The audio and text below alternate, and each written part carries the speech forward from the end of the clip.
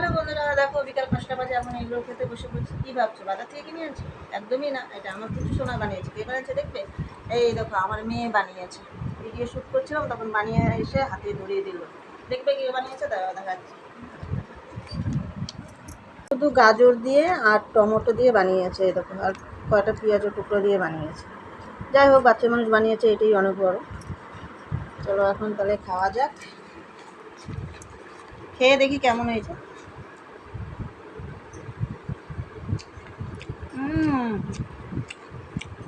বাজারের দোকান থেকেও ভালো হয়েছে। ওটা দারুণ, আমি মেয়ে বানিয়েছে, ভালো তো হবেই বলো। বাচ্চা মানে যেমন বানিয়েছে এটাই অনেক বড়। তোমরাও চলে এসো খেতে, দারুণ হয়েছে, দোকানের দুপুর দারুণ হয়েছে। এখন ডিম খাচ্ছি মনে হয়তো। ওটা সাবস্ক্রাইব প্লিজ।